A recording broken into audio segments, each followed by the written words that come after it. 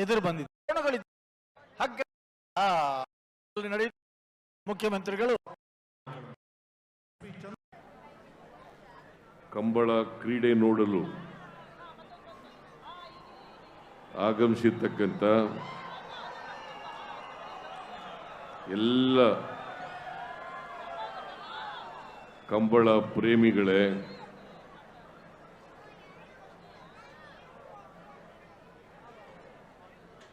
ಮಾಧ್ಯಮದ ಗೆಳೆಯರೇ,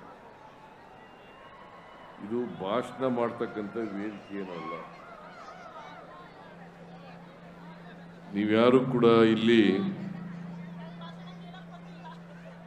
ಭಾಷಣ ಕೇಳಲಿಕ್ಕೆ ಬಂದಿರತಕ್ಕಂಥ ಜನರಲ್ಲ, ಕಂಬಳ ನೋಡಲಿಕ್ಕೆ ಬಂದಿರತಕ್ಕಂಥವ್ರು. ಮತ್ತೆ ಕಂಬಳ ಕ್ರೀಡೆ ನಡೀತಾ ಇದೆ.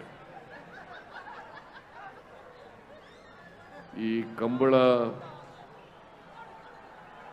ಕ್ರೀಡೆಯನ್ನ ಅತ್ಯಂತ ಸಂತೋಷದಿಂದ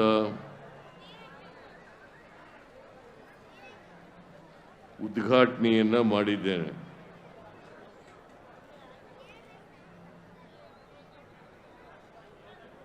ಈ ಎರಡು ಜೋಡಿ ಕೆರೆಗಳಲ್ಲಿ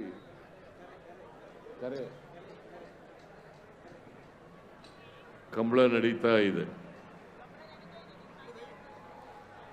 ಈ ಕಂಬಳ ಅಂತಕ್ಕಂಥದ್ದು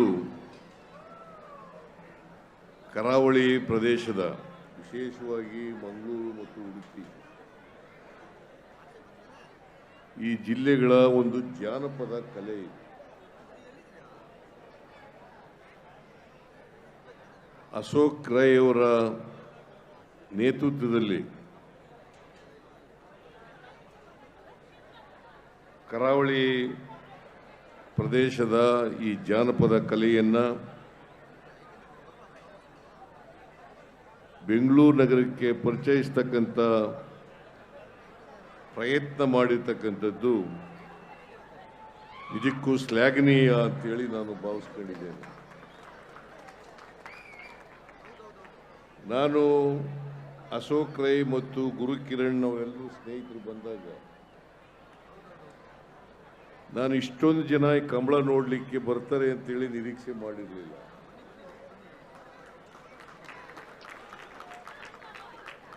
ನಾನು ಅಶೋಕ್ ರೈ ಮತ್ತು ಗುರುಕಿರಣ್ ಅವ್ರಿಗೆಲ್ಲ ಸ್ನೇಹಿತರಿಗೆ ಹೇಳಿದೆ, ಕಂಬಳ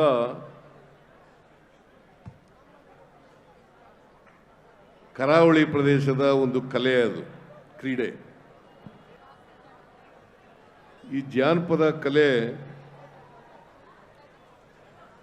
ಉಡುಪಿ ಮತ್ತು ಮಂಗಳೂರಿನಲ್ಲೇ ನಡೀಬೇಕು, ಬೆಂಗಳೂರಿನಲ್ಲಿ ಯಾಕ್ರಿ ಮಾಡ್ತಾ ಇದ್ದೀರಿ ಅಂತ ಹೇಳಿದೆ.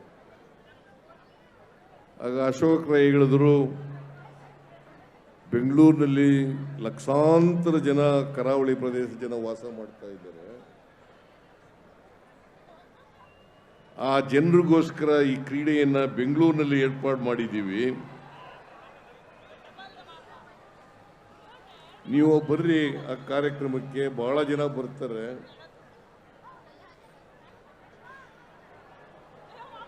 ಈ ಕ್ರೀಡೆಯನ್ನ ಬೆನ್ನೂರು ನಗರದ ಜನ ಅಷ್ಟೇ ಅಲ್ಲ, ರಾಜ್ಯದ ಮೂಲೆ ಮೂಲೆಗಳಿಂದ ಜನ ಬರ್ತಾರೆ. ಆ ಜನರಿಗೆ ಬೆಂಗಳೂರಿನಲ್ಲಿ ಈ ಕ್ರೀಡೆಯನ್ನ ನೋಡ್ತಕ್ಕಂಥ, ಪ್ರೋತ್ಸಾಹಿಸ್ತಕ್ಕಂಥ ಒಂದು ಅವಕಾಶವನ್ನು ನಾವು ಕಲ್ಪಿಸಿಕೊಡ್ತಾ ಇದ್ದೀವಿ ಅಂತಕ್ಕಂಥ ಮಾತನ್ನ ಹೇಳಿದ್ರು. ನಾನು ಬರ್ತೇನೆ ಈ ಕಾರ್ಯಕ್ರಮಕ್ಕೆ ಅಂತೇಳಿ ಹೇಳಿದ್ದೆ. ಹಾಗಾಗಿ ಇಲ್ಲಿ ಬಂದು ನೋಡಿದಾಗ ಬಹಳ ಆಶ್ಚರ್ಯ ಆಯಿತು. ಬಹಳ ಜನ ಈ ಕ್ರೀಡೆಯನ್ನು ನೋಡಲಿಕ್ಕೆ ಬಂದಿದ್ದಾರೆ. ನಾನು ಹಿಂದೆ ಒಂದೆರಡು ಸಾರಿ ಉಡುಪಿ ಮತ್ತು ಆ ಭಾಗದಲ್ಲಿ, ಆ ಮಂಗಳೂರು ಉಡುಪಿ ಭಾಗದಲ್ಲಿ, ಮೂಡುಬಿದಿರೆನಲ್ಲಿ ಈ ಕಂಬಳ ಜಾನಪದ ಕ್ರೀಡೆಯನ್ನು ಉದ್ಘಾಟನೆ ಮಾಡಿದ್ದೆ. ಆಮೇಲೆ ಇನ್ನೊಂದು ಕಡೆ ಹೋಗಿದ್ದೆ ನಾನು, ಎಲ್ಲೋ ಒಂದು ಕಡೆ ಬಂಟ್ವಾಳದಲ್ಲಿ. ಇದು ಬಹಳ ಪುರಾತನ ಕಾಲದಿಂದ ನಡ್ಕೊಂಡು ಬಂದಿರತಕ್ಕಂಥ ಜನರ ಕಲೆ ಇದು. ಕರಾವಳಿ ಪ್ರದೇಶದ ಜನರ ಕಲೆ. ಆ ಕಲೆಯನ್ನು ಬಹಳ ಜನ ಮೈಗೂಡಿಸ್ಕೊಂಡಿದ್ದಾರೆ. ಅದಕ್ಕೆ ಬಹಳ ಜನ ಪ್ರೋತ್ಸಾಹವನ್ನು ಕೊಡ್ತಾರೆ.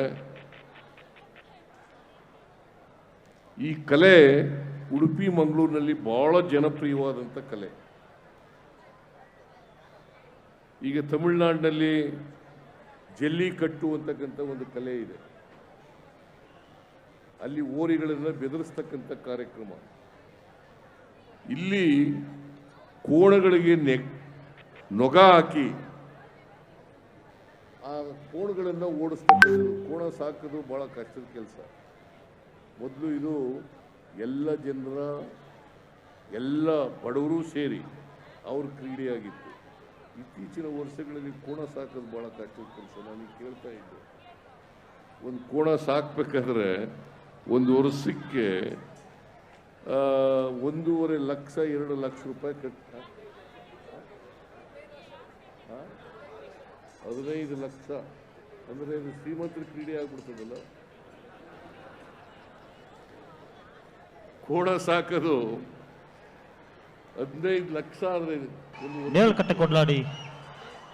ಸುಮಾರು ತಿಂಗಳಿಗೆ 1 ಲಕ್ಷಕ್ಕಿಂತ ಜಾಸ್ತಿ ರೂಪಾಯಿ ಆಗ್ಬಿಡ್ತದೆ.